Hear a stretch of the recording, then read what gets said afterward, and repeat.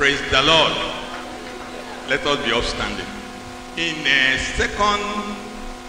Second Corinthians 10, 3 to 6. Please, I just want to quickly read and take one prayer there before we begin. 2 Corinthians 10. So the word of God says, from verse 3, for though we walk in the flesh, we do not walk after the flesh. For the weapons of our warfare are not carnal, but mighty through God to the pulling down of strongholds, casting down imaginations and every high thing that exalted itself against the knowledge of God, and bringing into captivity every thought to the obedience of Christ. 6. And adding in our readiness to revenge all disobedience when your obedience is fulfilled. So the area I want us to pray, just one prayer, and that is casting down imagination, and that's verse 5. And everything that exalted itself against the knowledge of God, and bringing into captivity every thought to the obedience of Christ.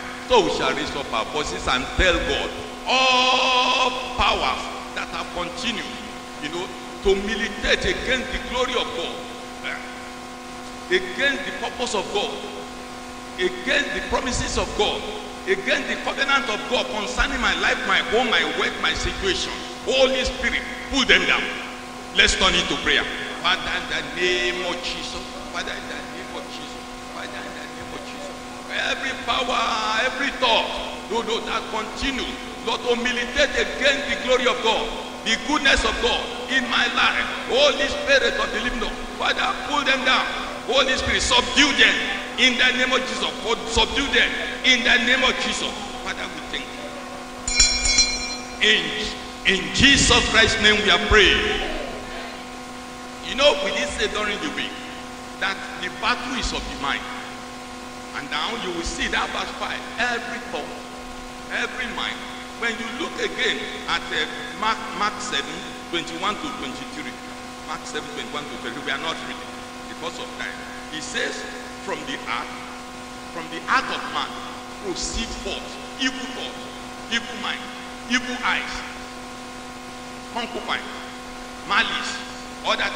Just from the heart, not when until I see you I start fighting. No, from the heart. So all those evil thoughts, that have brought themselves up against the knowledge, against the goodness, against the favor, against the honor of God in my life, in my home, concerning the situations of my life. Holy Spirit of the living Lord, silence them and pull them down. Let's turn into prayer. Father, in the name of Jesus, Lord of Lord and King of Kings,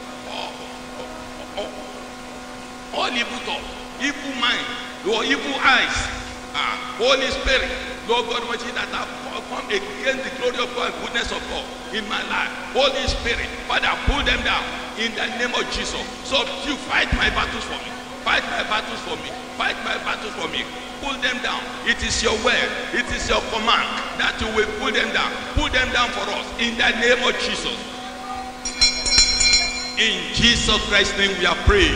Let's take one. All joining of hands, joining of soul against the goodness of God in my life. Holy Spirit, scatter them by fire, by thunder, scatter them. Let's turn into prayer. Father, in the name of all joining of hands, all joining of soul, tying of hands, tying of soul against my life, against my own. Holy Spirit, Father, scatter them by fire, by thunder, by fire, by thunder, by tongue, Father. Holy Spirit, scatter them in the name of Jesus. Father and sister, lift us up for your glory, oh Lord Father, and your name be glorified.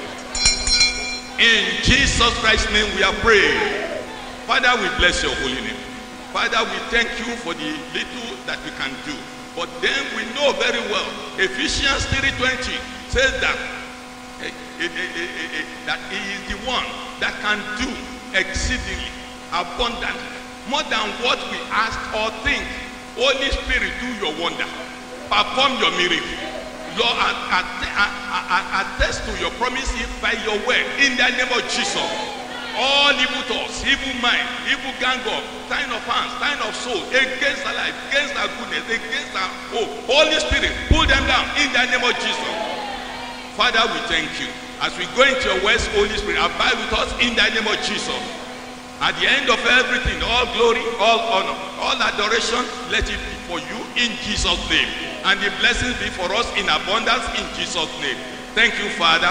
In Jesus Christ's name we are praying. Amen. Amen. And praise the Lord. Amen.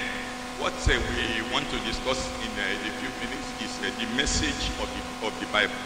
Message of the Bible. Message of the Bible. 1 John 5, 10 to 15. 1 John 5, 10 to 15.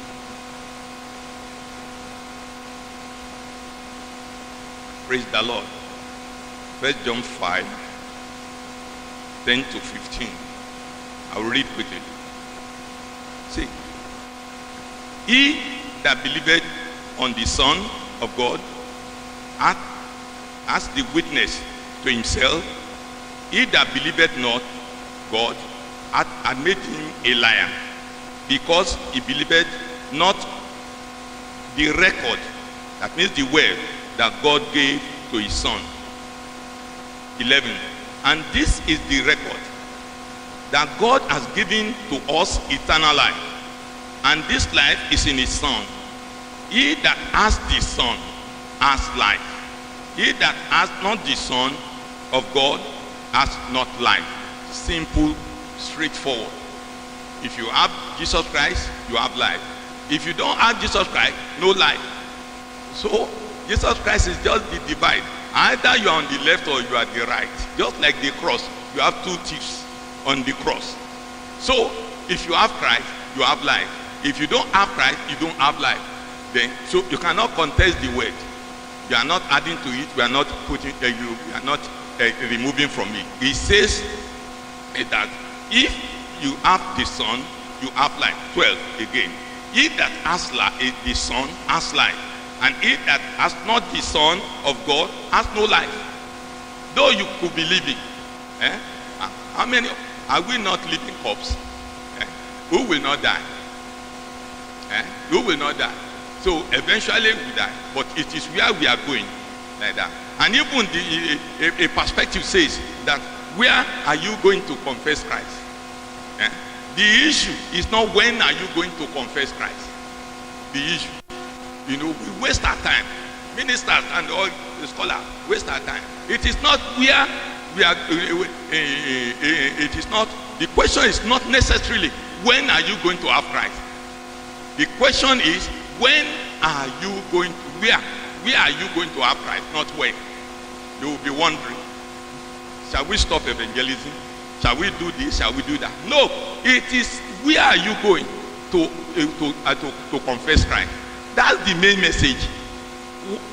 What do I mean? That where, not when. So when you are still pleading with people and you are supposed to plead with them. But where now?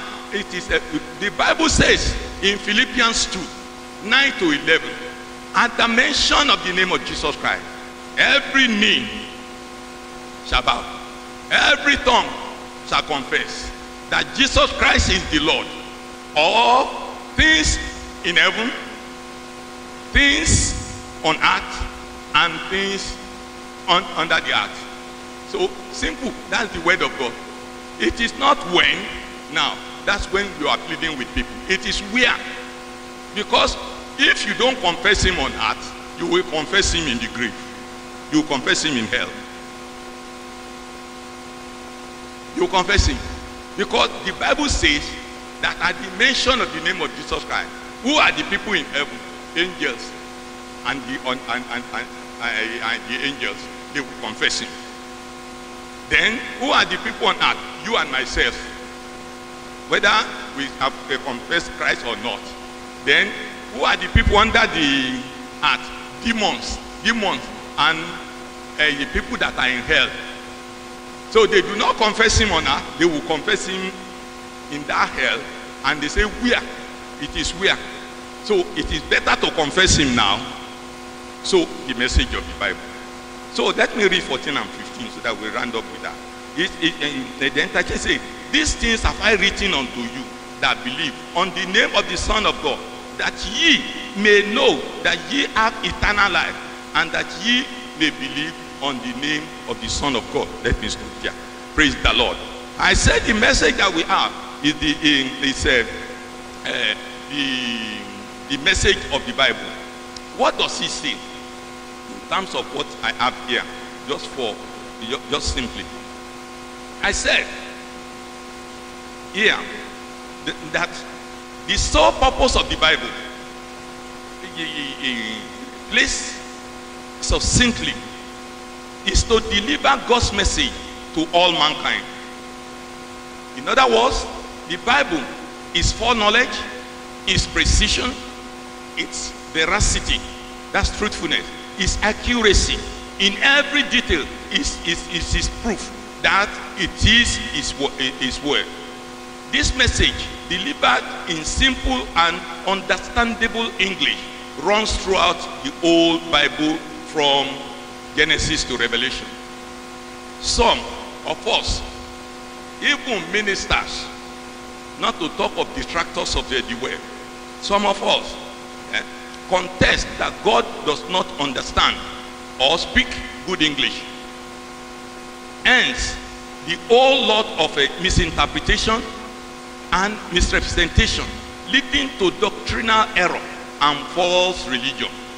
If you check very well, 2 Timothy 3, 1 to 7, 2 Timothy 4, 1 to 5, you will see that those two passages, God wants us. He warned about, in the latter days, false prophet will come. They will start turning the Bible upside down. The word of God very clear, very clear. If you have the Son, you have life. If you don't have the Son, you do not have life. Simple. That way. But people will start turning it either way. So that's why I say in this discourse that maybe people think that God does not understand English again.